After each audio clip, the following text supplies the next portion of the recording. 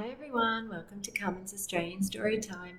It's almost Mother's Day, so I am going to read a beautiful book written and illustrated by Philip Bunting, and it's called Wild About Mums. Only a tiny little blurb to give us some information today. Good mums come in many different shapes and species. Species means different kinds of animals. Get set to meet some of Mother Nature's most marvellous mums. I love this book because it's about animal mums.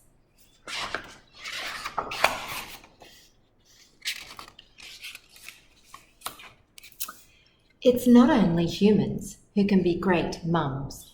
There are plenty of marvellous mothers out in the wild. Too many wild mums go to great lengths to give their children the best chance of growing up healthy, smart, and strong. Some mums don't get much sleep. The bottlenose dolphin. Like some of their human cousins, bottlenose calves are terrible sleepers. Newborn dolphins don't sleep a wink for the first month of their lives, so neither do their poor mums. Could you imagine being awake for a whole month? I am very tired just thinking about that. Some mums have a spring in their step, a kangaroo. Kangaroo mums keep their babies in their pouches for around 6 months. Once they have grown, the joeys hop out and explore the great wide land beyond. But if they are startled, even baby roos that can bounce around on their own won't hesitate to spring back into the snug safety of the pouch. Oh, that could be a little bit uncomfortable if they're super big. Some mums know the way back home. Green sea turtle. When they're ready to lay their eggs, green sea turtle mothers return to the turtle beach where they once hatched. These turtles can lay hundreds of eggs in one nesting season, and in time those baby turtles will return to the same beach to lay their eggs. What a great life cycle that is. I've seen some hatching down on the beach and it's pretty amazing to watch, and they're so cute. Some mums like to decorate. The knobbed hornbill. Female knobbed hornbills build their nests inside large tree hollows to stop sneaky snakes and other ravenous reptiles from slipping in to munch their eggs. The mother hornbill blocks off the entrance to her nest almost entirely, sealing herself inside with her eggs. She uses a very special building material for this, their own poop. Oh, well, I guess if that's what works, I'm glad I didn't have to build my house out of poop. Some mums call in babysitters. Giraffe. After a few gentle nudges from mum, baby giraffes can typically walk within an hour of being born. Imagine that, if you could walk straight away. That would be handy for mums. However, newborns are not very quick on their feet. So while she goes off to gather lunch, a giraffe mum will leave her baby in the trusted care of other female giraffe babysitters. So I says to Mabel, they're having a little chit chat before they go off to get their lunch. Some mums build their kids a den, a polar bear. Mama polar bears give birth in the middle of the icy Arctic winter. So very sensibly, they dig dens to keep their cubs cozy. A den is a hole in the ice. Safe and warm throughout those cold months. Once spring arrives, the cubs venture outside the den for the very first time, and the mama bears teach them to hunt. Wake up, it's time to go get breakfast. Some mums lug a lot of little ones. The wolf spider. Most spiders lay their eggs around their web, but not the wolf spider. This hairy mama carries her eggs around in a silky sack until they hatch. Once the incy-wincy spiders are born, they all hitch a ride on their mum's bristly back until they're ready to make their own way in the world. Imagine carrying that many babies around. That's crazy. Some mums serve up special snacks. Oh, this one's for my little friend Evie and my friend Lucy, who loves koalas too. The koala. Koalas survive on a unique diet of highly toxic eucalyptus leaves. Luckily, their digestive system is equipped, or it has built into it, a very special bacteria to help them digest these deadly greens. But koala joeys aren't born with these superpowers, so their mums serve up a special snack to help get their tummies ready to digest the leaves. This little treat has just one ingredient, their mum's scat. Thanks, Mum, but I'm full.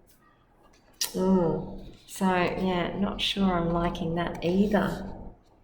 They have to eat all the chewed up stuff because they're not ready to have the proper eucalyptus leaves. Because yes, I have heard that eucalyptus leaves make the koalas very sleepy because they are quite toxic.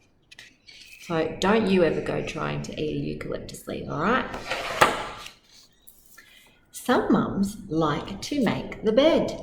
Yeah, I like to make the bed because someone once told me that if you start the day by making your bed, you're going to have a good day.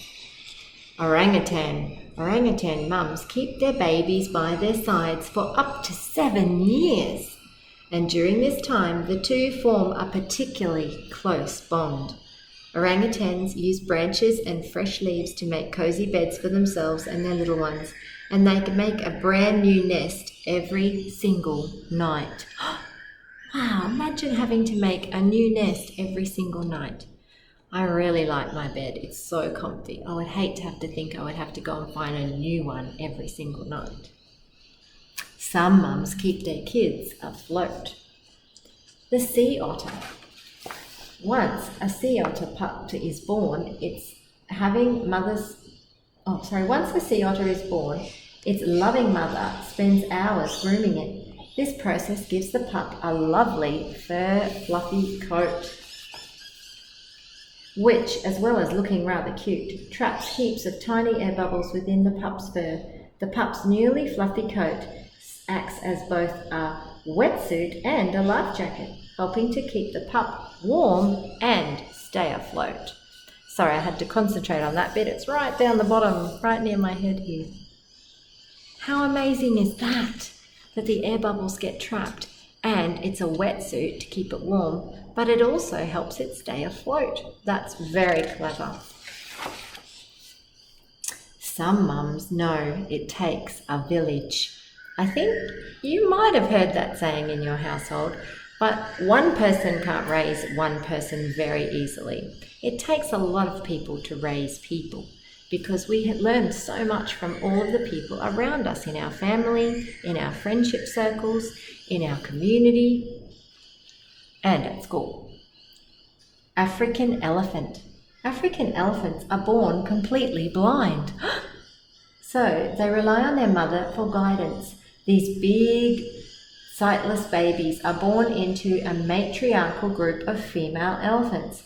So it isn't just their mother looking out for them. The entire group lends a trunk or a tail to help raise the babies. Young elephants seem pretty happy with this arrangement, as they tend to stick with their mother and the rest of the herd until late into their teenage years. Imagine being born blind.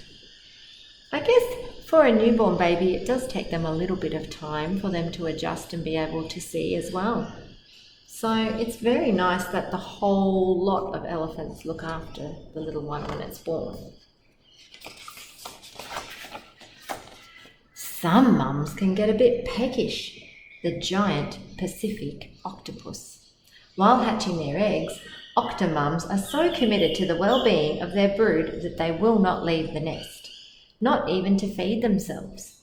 It can take months for the eggs to hatch, and during this time, octopus mums have been known to get so hungry that they even eat their own arms. Lucky they have 8 of them. So, what do you call an octopus with 7 arms? A septopus. Nope, just a very dedicated mum. Some mums give their pups seal training. A Weddell seal These big mamas give their pups the best possible coaching, guiding them each step of the way as they grow. Weddell seal mums teach their pups to swim, hunt, navigate and thrive in the icy cold Antarctic waters that they call home. Well, it's a good idea because I think if I lived in Antarctica and everything looked the same, I would need to know my way home too. Some mums give a snappy ride. Alligators. We don't have alligators in Australia. We have crocodiles.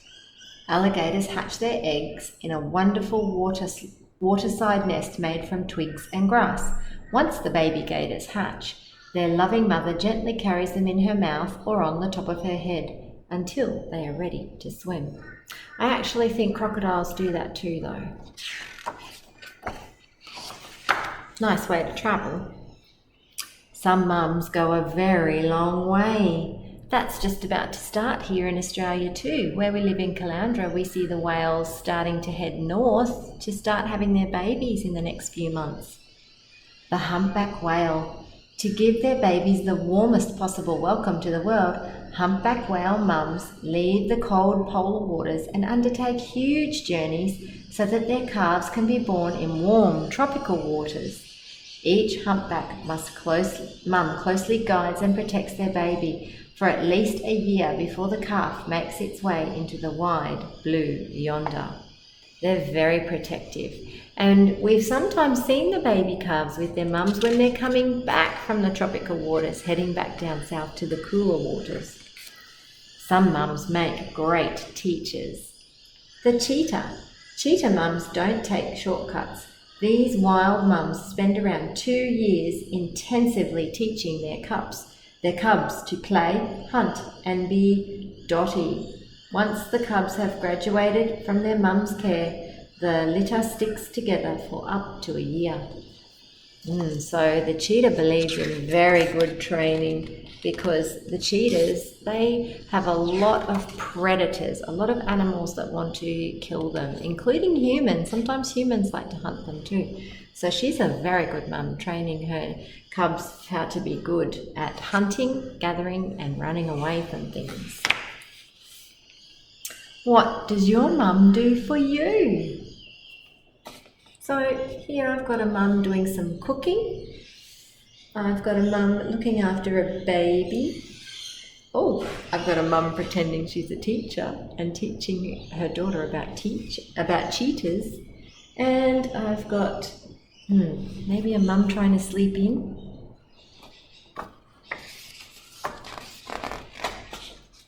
All right. And at the very end, the little alligator's gotten too big now. Oi, wait for me, Mum. So good mums do come in many different shapes and species, don't they? I hope you all give your mum a very big hug on Mother's Day and do something super duper special for her. I know we've been doing some super cool things at school to prepare for Mother's Day, but maybe you can do something at home or ask one of your dads or carers or grandparents to help you go and choose something special for Mum. Well, thank you for joining me and thank you for that special read. I hope you learnt some new things about animals because I sure did. And I look forward to reading to you again soon, hopefully from somewhere different when this rain goes away and I can get back outside again. All right, see you next time. Don't forget to click and subscribe.